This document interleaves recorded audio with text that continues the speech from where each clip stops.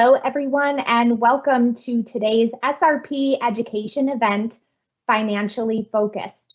My name is Sarah Krapek, and I'm the Director of Participant Experience with Strategic Retirement Partners. I will be your moderator today and have just a few quick items to go over before we get started. All the lines are muted, but we do welcome your questions. If you have one, please use the Q&A feature, and we will get to as many as we possibly can during our time together today. We have a 45-minute jam-packed session prepared, and please rest assured it will be recorded and sent out to all those who registered later in the week. And now I am pleased to introduce my colleague and today's presenter, Jonathan Schulteis. Jonathan is the author of Focused, the Financial Freedom Formula. He has shared his concepts on personal finance and has helped hundreds of individuals get their finances in order.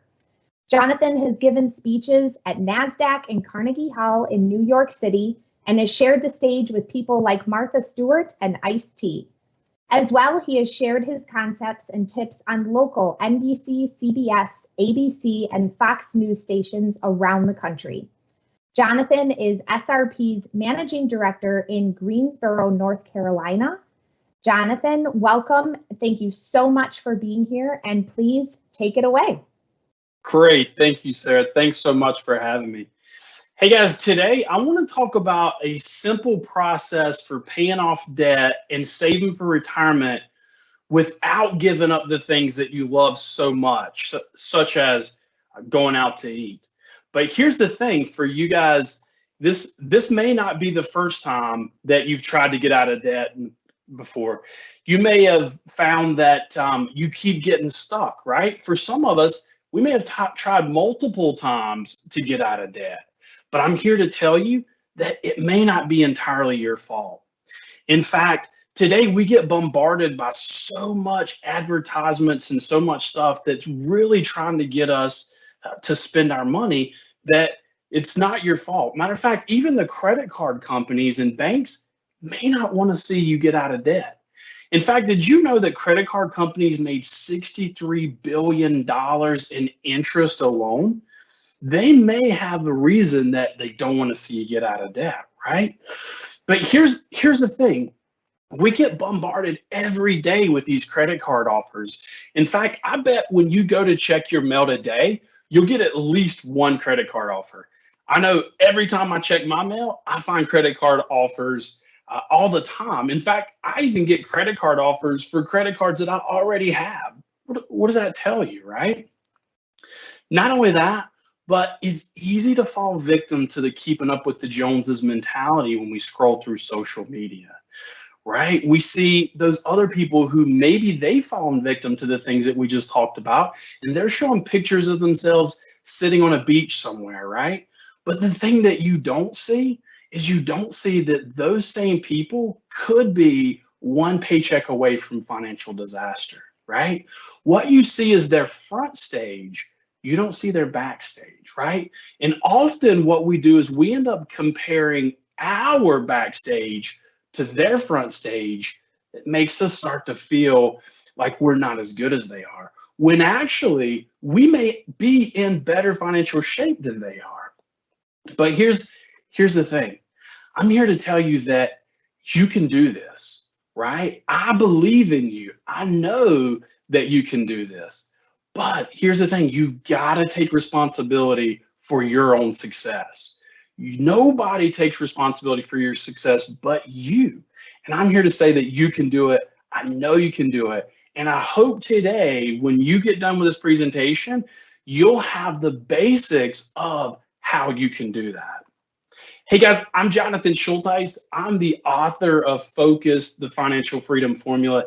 And I've helped literally hundreds of people get their finances in order and help them live the life that they want to live with the right finances and the right plan, right? And so today, I want to walk you through this process. And when it's over, I want each of you to get a free copy of my book. And so I'm going to show you exactly how you can do that and how you can get a free copy of my book so that you can get your finances in order and you can apply these things to you. And so I hope today what you will learn is that you will learn a simple way of looking at your finances. I want to teach you a thing that I call the financial freedom formula.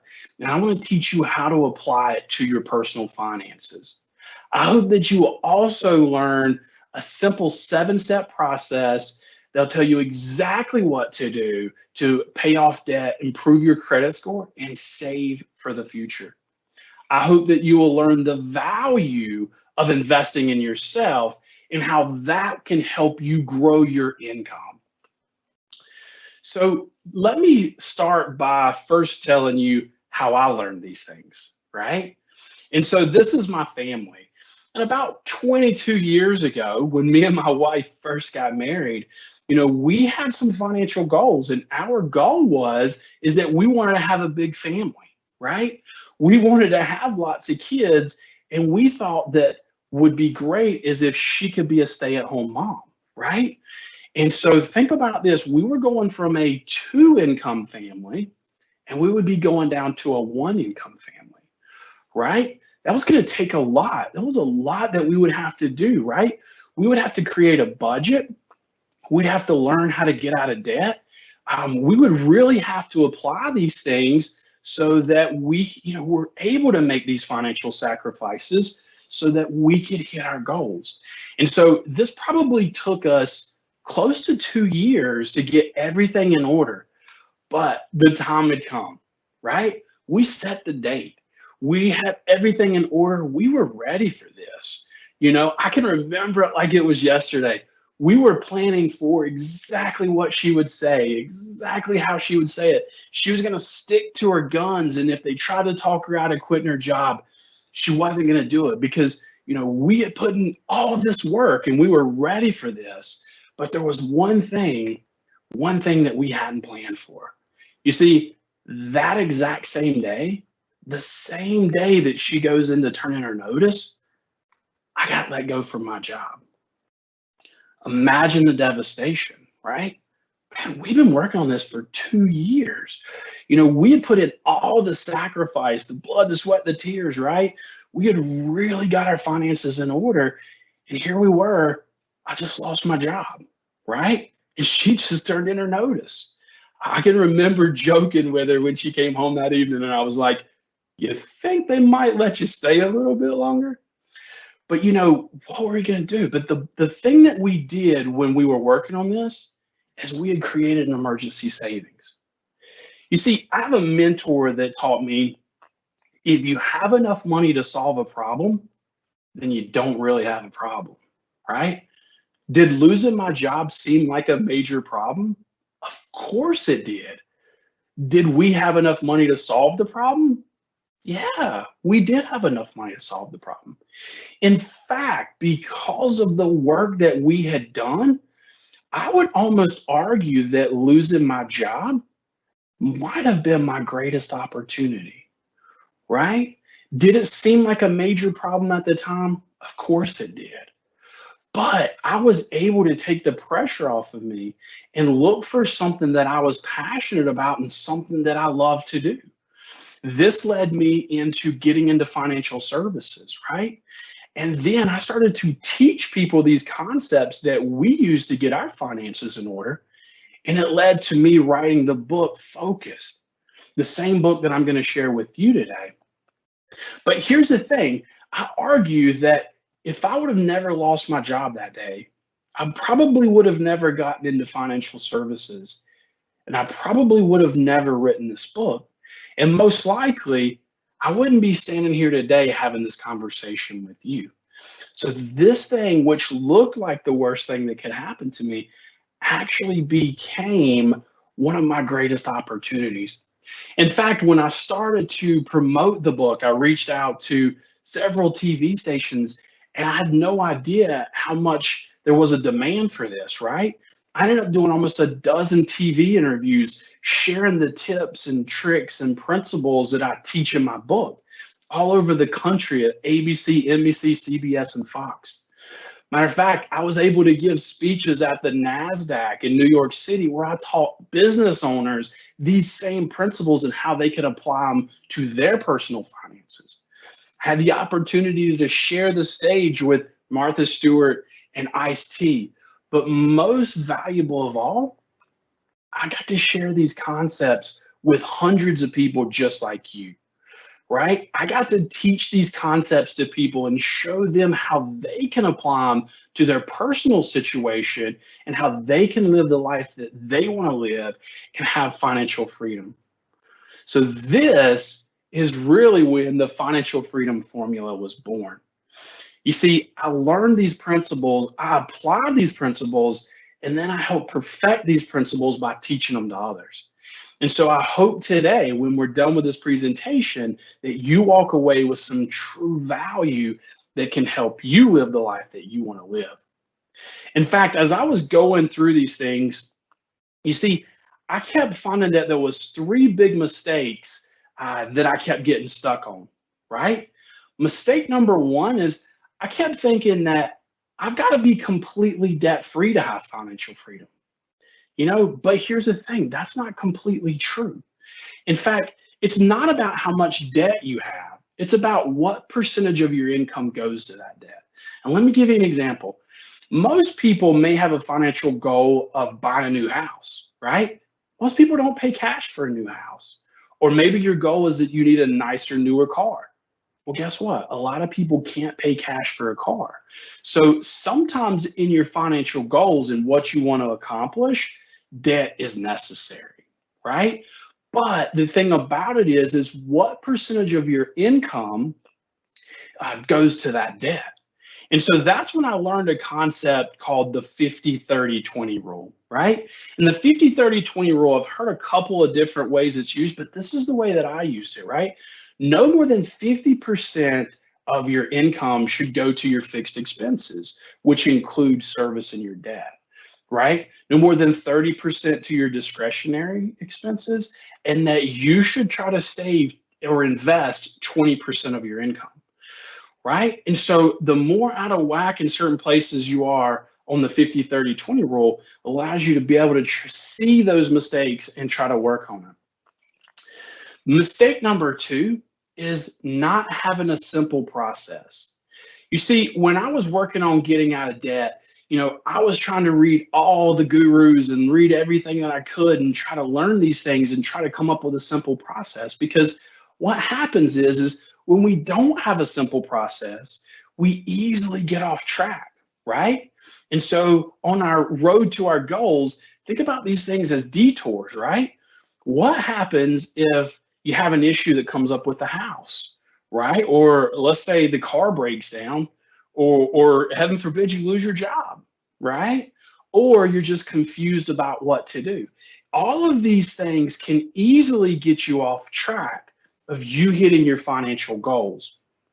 But you see, when you know exactly how to handle these things because you have a process, and the foundation of that process is that you have an emergency savings, then when issues with the house or car or loss of a job come up, these are just merely speed bumps, right? They're no longer detours because you now know how to handle them. I would argue that you're no longer confused about what to do because you have a plan, right? And so when I had a simple process, it allowed me a straight target for hitting my goals. It kept me from getting detoured and getting sidetracked by every little thing that came up because I was focused on hitting those goals. Mistake number three that I kept making is I thought pinching pennies would make me wealthy, right? And so here's the thing, nobody cuts their way to wealth, right? You grow your way to wealth. What does that even mean, right? And so you grow your way to wealth by creating value, right? Versus cutting expenses and pinching pennies. And so let me give you an example, right? Assuming value creation versus pinching pennies. And how often do we hear, cut out that morning cup of coffee or cut out whatever expense that you have? Let's say that for somebody who had a $5,000 monthly income, cutting out your expenses, you may save $30. However, if you create additional value for your employer and you had a 10% raise, That could be $500, much more than $30, right? Or let's say you learned a skill and you were able to create a side hustle that allowed you to make an extra $1,000 a month. So you can see creating value and growing your income is exponentially more valuable than cutting your way to wealth. You see, once I learned these three things, that's really when this 3-step focused money makeover was born, right? And so we talk about this. So I want you to learn a basic way for thinking about success, right? A formula for success. I'm going to teach you my financial freedom formula. Then I want you to understand a simple 7-step process that you can follow to help you create money confidence, right? And then I want you to understand the value of investing in yourself, right? So let's talk about this for a second. What is the financial freedom formula? So here is my financial freedom formula. It's I to the X minus E to the X equals F, right? And I know exactly what you're thinking. You're thinking, man, I didn't think we were going to do math class today, right? Well, let's talk about this, right? Because I is your income, E is your expenses, and F is financial freedom, right? So it's your income minus your expenses equals financial freedom. So the more money you have left over, the more financial freedom you have. And that's a true principle no matter how much money you make. Whether you make $20,000 a year or you make $20 million a year, this principle holds true. And the X's of the formula are the multiples of things that you can do that either increase your income or reduce your expenses. Either way, you create more financial freedom. So financial freedom, like I said, is that money that you have left over at the end of the month. So the more money you have left over that's not going out the door to pay for your expenses and pay for your bills, that's the money that you're able to invest in yourself. That's the money that you're able to save for the future. That's the money that you're able to pay off more of that debt so that you can create more financial freedom for yourself. So now let's talk about a simple 7-step process to think about your finances, right? And so my 7-step process, the 7 steps that I use go like this. Step number 1 is that you want to have an emergency savings account, right? And so I always recommend that you have at least $1,000 to get started on emergency savings. And then later on, you want to be able to save a little bit more. Step number 2 is that you need a simple budget, right? So you need to know, you need to make sure that you are not spending more money than you're making. And the only way to do that is to look at a simple budget so that you can ensure that you're not spending too much money. Often what happens when we just use credit cards and we just swipe a card, we're not thinking about how much we're spending until we can sit down with a budget and track exactly what those expenses are versus how much money we have coming in, right? So I've talked to so many people that when you don't think about that, you often get deeper and deeper in debt every month without realizing it. A simple budget will help you with that. Step number 3 is to reduce debt, right? And so if you have too much unnecessary debt, then we want to make sure that we can eliminate it, especially if debt and other fixed expenses are creating more than 50% of your income. You definitely need to have a plan for reducing that debt and getting it under control. And so when I look at the 7-step process, I think of the first 3 steps really as the core foundation, right? These are the things that are the basic principles. And for some of you guys, you may be looking at this and you may say, that's great, Jonathan, but I have an emergency savings. Yeah, I have a simple budget and I don't have much debt. Well, that's great. Then you may not need the first 3 steps of the process. You may be able to start at step 4, which is improving your credit score. Everybody needs to have a good credit score. And here's the thing. When's the last time you got a free copy of your credit report, right? And so I can tell you in the book, I give an example of when I actually went to apply for a loan and realized that my credit score wasn't good. And what had happened was I closed a bank account that never got closed and ended up having a charge off. And so if I had never applied for another loan, I wouldn't have known about that. Did it really show my credit worthiness? Absolutely not, because I took real good care of my credit score. This was beyond my control. So a lot of times there may be things on your credit score that you don't know about. So make sure that you're improving your credit score. Number 5 is protecting your assets, right? And so I've met with people before in the past that, when we look at protecting their assets, they've done a really good job saving for retirement. And so we're able to actually reduce their risk to protect those assets. The other thing too, when we talk about protecting assets, your number one asset that most people don't realize is your ability to earn an income, right? Are you protecting that ability to earn an income? That is your biggest asset. Number 6 is saving for the future. And a lot of times when we talk about saving for the future, you think, oh, we're saving for retirement. Well, saving for retirement is just one of the things that you can save for the future for, right? Maybe you got a financial goal. Maybe it's early retirement. Maybe it is to buy that dream house or the house you plan to retire to. So saving for the future. And then step 7, once you've got all of these things down, step 7 is creating a side hustle, right? I call it creating a side hustle, but it's also investing in yourself. And when you invest in yourself, you're able to grow more of your income. So think about this simple 7-step process almost like a GPS, right? It's the thing that keeps you on track and keeps you from getting sidetracked by things that come up, right? And so you think about each of these steps as they build on each other, right? You've got the emergency savings. You've got creating a budget, reducing debt. Maybe you got the first 3 steps done and you can start at step 4. So think about these things as they build on each other, and you know kind of where you are and where you can start, but you want to start at 1. If you've got 1, you go to 2 and so forth until you have everything in order. So then you can really create additional income and wealth for yourself. So let's talk about the third part, right? And this is the part of investing in yourself. And so I talk about this. There is no greater return on investment than an investment in yourself, right? When you learn a skill, that's something that can never be taken away from you.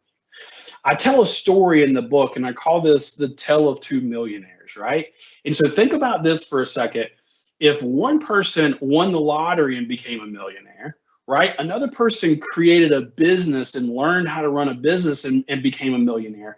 If they both lost everything, who's in better shape, right? The business owner is in better shape because he learned a skill that allowed him to create a business.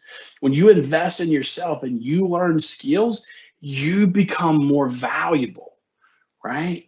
One of my mentors taught me money earned ethically is a byproduct of value creation. What does that mean?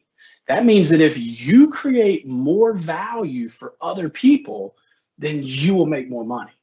You become more valuable. When you invest in yourself and you learn a skill set, that skill set is what makes you become valuable. If you want to make more money at work, then you need to learn a valuable skill. If you want to make more money in the marketplace, you learn a skill that's in demand and a skill that's valuable, and you will eventually make more money.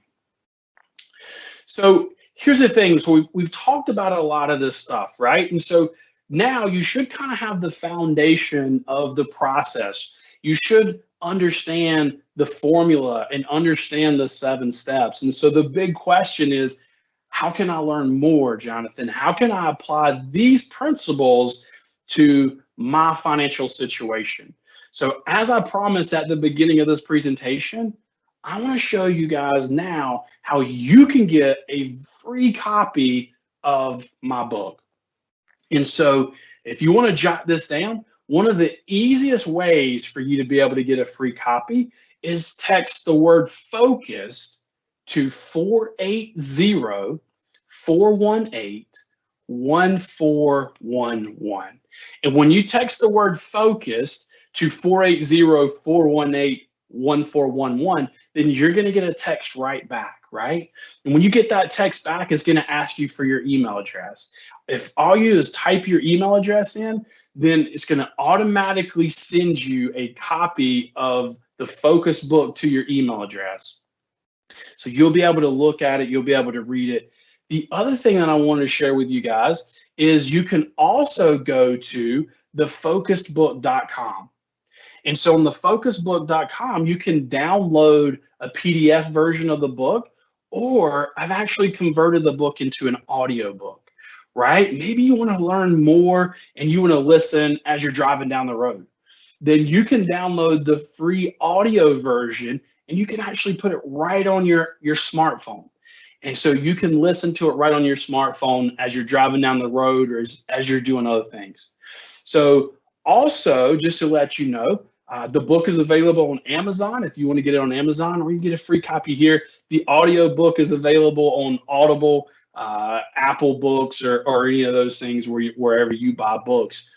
But if you want to get a free copy, here's a great QR code. You can actually take your phone out right now and take a picture of the QR code that'll take you to the website, and you can download a free copy, or like I said, you can get the free audio version of the book.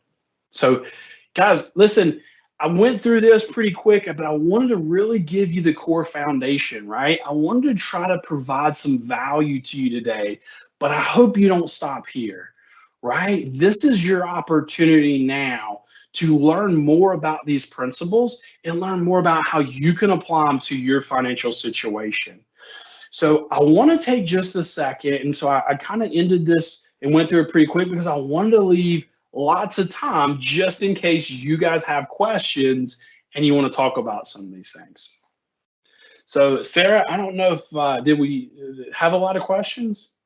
We did have a number of questions come through, Jonathan, so I'm just going to start going right through them. One of the first ones that came through was when you were talking about your credit score, and someone asked, where do you go to see if there is an unknown thing on your credit score? Oh, great question. There's lots of free resources for your credit score. One of my favorites is I really like Credit Karma because it's absolutely free. You can actually get the Credit Karma app. I keep it on my phone. And here's the thing, I'm such a nerd when it comes to monitoring my credit that anytime that I even apply for something, I start getting these alerts everywhere that says your credit has been pulled. But the Credit Karma will give you enough that you can look and see. You can actually pull up your credit report and see if there's anything on there that you disagree with. Another great free tool is Experian. Experian is absolutely free, but here's the thing: when you go to Experian, they're going to try to sell you. They're going to try to upsell you on other services. They just always say, "No, I'm not interested." But on Experian, you can actually get your FICO score, and then there's another score too that a lot of mortgage lenders and things use, and you can check that out on Experian for free as well. So two great resources for you that are absolutely free. Good question. Yeah, perfect. Okay, so I did just get a couple frantic Q&As that said, can you go back to the QR code and the phone number? So we want to make sure that people get a chance to backtrack to that, maybe use this time to text the word focus to the number that you see on your screen. So let's just leave that up on the screen while we go to another important question. Jonathan, you had talked about protecting your ability to earn an income, because our ability to earn an income is indeed our biggest asset. What did you mean by protecting it, and how do you protect your ability to earn an income? So here's one of the things that I'm a big fan of, and I think it's probably one of the most underutilized forms of insurance, and that's disability insurance. Because here's the thing, there's a statistic that says that you're 3 times more likely to become disabled than you are to die, right? And so if you become disabled and you're no longer able to work, then disability insurance is one of the best ways to do that. And here's the thing, a lot of times it's not that expensive. Matter of fact, most employers offer some sort of disability through work. So if you're not taking advantage of disability through work, then I think you're missing that opportunity. The other thing is making sure that you're replacing your income through life insurance. And so, like in my example, I've got 4 kids, right? And so 2 of my kids are in college. Well, what happens if for some reason something happens to me? I still want those kids to be able to finish college, right? So I want to have enough life insurance that takes care of them. And then on the other hand, I've got a even younger one that I want to make sure that there's enough income that she's not deprived of things as she grows up too. So I look at that and say that's really important to make sure, is look at disability insurance and then also look at life insurance, which a lot of companies offer both through their benefits packages. And a lot of times that's the least expensive way to get it. So make sure you're taking advantage of that for sure. Okay, perfect. Question. Yeah, so another one came in. I can't ignore it because it has to do with student loan debt, which is a monumental issue for so many people when it comes to their financial life. The question says, my significant other and I have a decent savings account. We both also have student loan debt. Obviously, I'd like to get the loans paid off, but I'm never fully sure what amount to keep in savings. So how much of the savings do you use to pay down the debt? And is there a perfect balance there? Oh, that's a great question. I think it's important that you have that very minimum, that $1,000, right? So if you've got an exceptional amount in savings, then what I would look at is above the $1,000, maybe look to 3 to 6 months of your expenses, right? And if you've got the 3 to 6 months of your expenses, now here's the thing: your expenses may be relatively low, right? So whatever your expenses are, you want to be able to cover 3 to 6 months of that. And then if you want to apply some more of the savings above that number towards student loans, then I'm okay with that. But I don't like the idea of spending all of your savings to pay off debt, because I think what happens is you create that vicious cycle, right? So if you don't have any emergency savings, then like the example that we gave, what happens if the car breaks down, right? What happens if you lose your job? So I look and make sure that you want to be able to have that savings and not give too much of that savings towards debt. But at the same time, if you're holding too much savings, it may be a good idea. So I hope that kind of answered the question a little bit better. So yeah. No, I think that's great. And kind of going off of that question, Jonathan, what do you think is the best way, or a couple great tips to aggressively pay down credit card debt? I know there are a bunch of different approaches. Is there one that you prefer? I'm actually a big fan of the debt snowball method. And so, we talk about that, but just a real quick recap of how that works, right? So you list out your debts in order from, smallest to largest. And so then you take some extra money that you can come up with every month and you apply it to the smallest first. And then once it's paid off, you take the payment from the smallest plus the extra payment and start to apply it to the second. I love that strategy the best. And so then there's other strategies where people say, should we focus on highest interest rate versus smallest debt? And so I look at that, and the problem with that is mathematically the highest interest rates would probably be the best. But the thing is once you start seeing success of paying off the smallest one first, it's psychological that keeps you focused.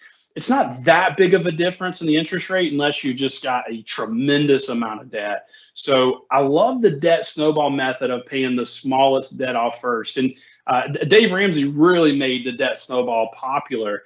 But here's another thing too: on the Focus Book website, there's a resource tab, and under the resource tab, I've actually created a chart that can help people really fill it out, and you'll put in what your smallest debt is and what your minimum payments are, and you can actually go through the chart that I created, and it will tell you by walking through the process exactly how long it'll take you to get debt free. So that's available as a free resource on thefocusbook.com. under the resource tab. You can go there. There's a couple budget tips and things that we have there as well. But I would say probably the debt snowball. But there again, I don't think you could go wrong as long as you have a process that you follow and something that you stay disciplined to. But most of the time when I'm talking to people, I find that they stay more disciplined to the snowball because they start to see success. They start to feel like they're getting it knocked out and they get excited and they just keep building on it versus starting with a larger debt that has a higher interest rate that may take you 2 or 3 years to pay off before you start paying off other things. Yeah, that's a really good question. Yeah, that momentum can be so powerful. Momentum is the key for sure. Yeah. So we have a couple participants who are on the same page. Tim and Dan both asked virtually the same question. And that is, should I pay debt at a lower interest rate? He gave an example of 4%, but let's just say low interest rate, or invest in index funds and real estate at a 6 to 10% return. So could you take a crack at that for us, Jonathan? Absolutely. And so here's the thing. This is interesting. I listened to a study earlier this week, and it said the more debt you have at retirement, the less happy you are in retirement, right? And so I'm a big fan of making sure that you have the majority of your debt paid before you retire. And so, you look at this and we might make the argument, well, if you got a 4% debt, then you should be investing in the stock market because it does more, but you're looking short term, right? Right now, the stock market is high and we're seeing some volatility in the stock market. But, I look at that and I say, I like to pay off as much debt as I can. But here's the thing. I want to go a little bit deeper with this because I get this question a lot and people say, okay, well, if I got a lot of debt, should I pay off the debt versus should I save for retirement or invest? And I think you need to do both, right? I don't think you should not save for retirement because you're paying off debt, because it's like Einstein said, the most powerful thing in the universe is compounded interest, right? So start small. So I would almost go into this same question. And so, yeah, you've got debt that might be at a lower rate. I still think I would look at paying that off, but not sacrifice saving, right? So instead of, looking and going, I'm not going to save or invest and I'm just going to pay it towards debt, I don't think that's the right answer. But to say, I'm not going to pay off this debt because the market's so high, I don't think that's the right answer either. Especially the closer to retirement you are. The closer to retirement you are, I tend to think there's a lot more about the psychological aspects of retirement. And the more you can put towards paying that debt off and getting it out of the way before you retire, the happier you're going to be in retirement. And trust me, happiness may be more valuable than money. So that'd kind of be my thoughts on that. Yep, I would agree with that. And I wanted to go back, Jonathan. We still have a bunch of questions coming in here. So you did the 50-30-20 budgeting rule, right? And we talked about using that 20% piece of the pie for savings. Can you be a little bit more specific about what would go in to that 20%? Is that 20% savings in your 401k, or is that a mixture of a bunch of different savings things? Like, how are we breaking that down?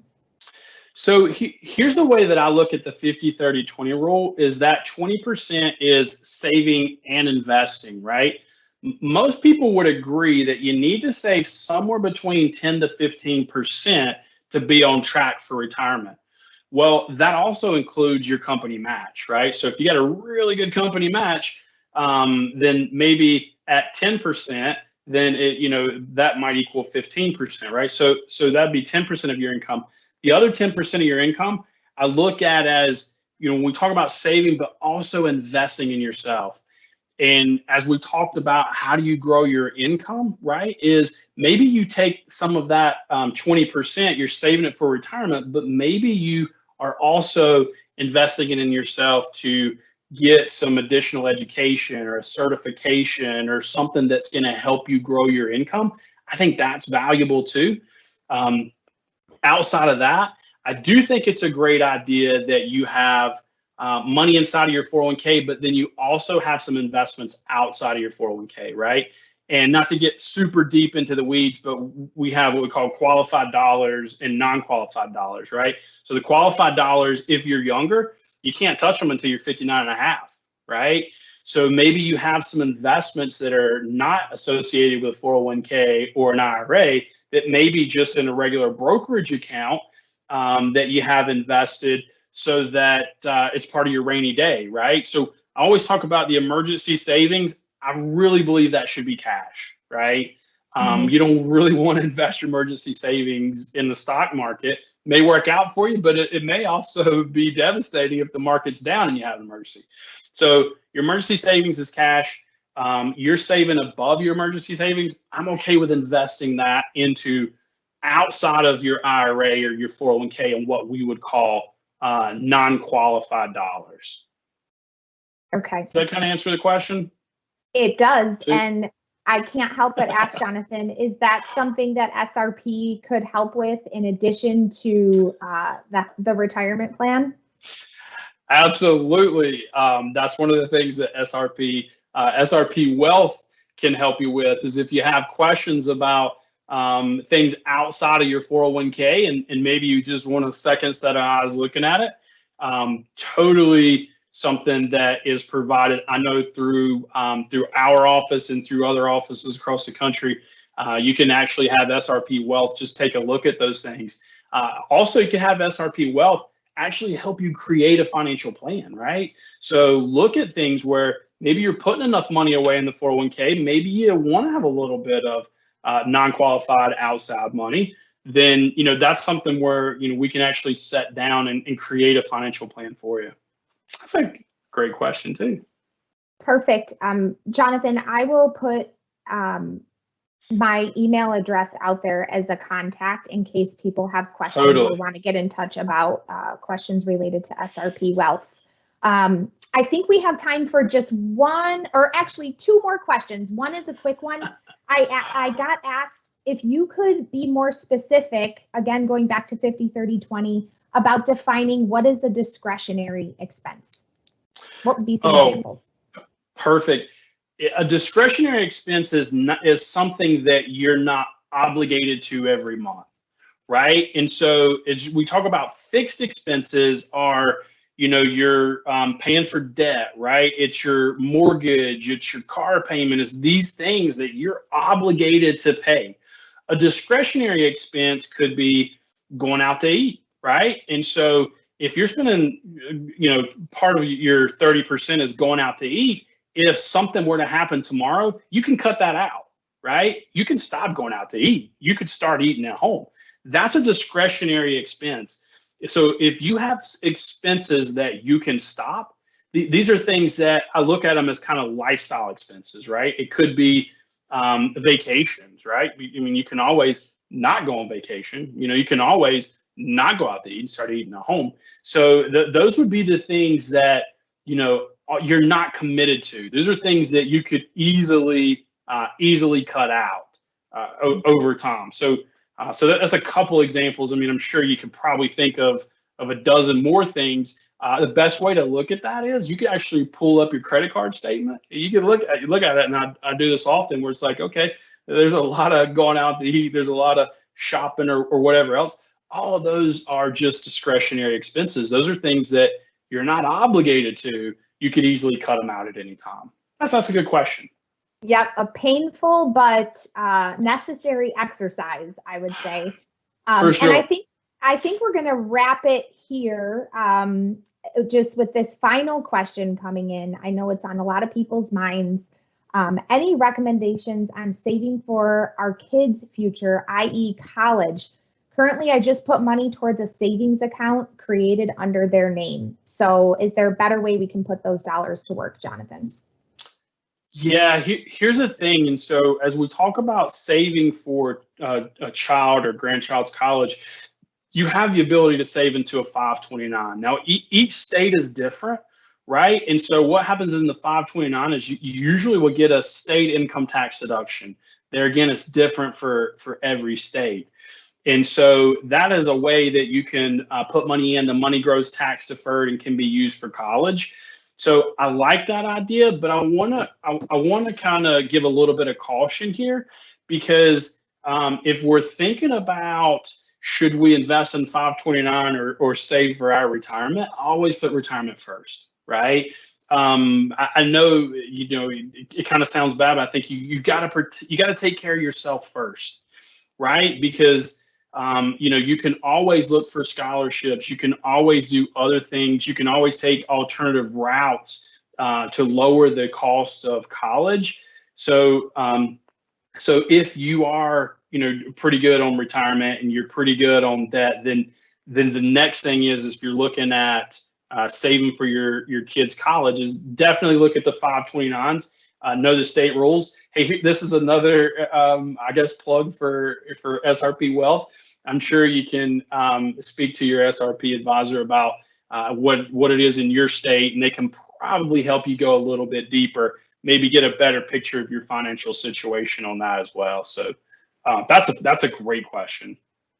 Perfect.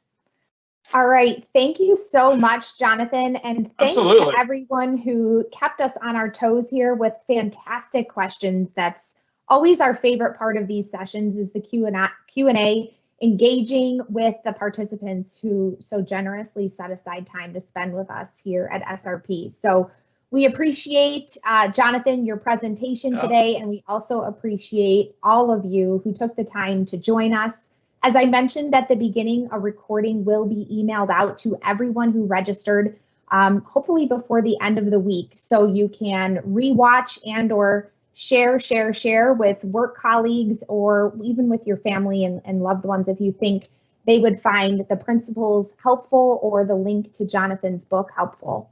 Also want to remind everyone that our next event of this format in the 2021 education series will be on Tuesday, August 31st. We're going to be focusing more on the end of the career, nearing retirement, and things that you would need to consider in those years leading up to retirement specifically. So if you're interested in that, please save the date to join our team again on August 31st. Don't forget to check out SRP on Facebook, LinkedIn, or our blog at srpretire.com/blog. Thank you again for joining, and we hope to see you again next time. Bye, everybody.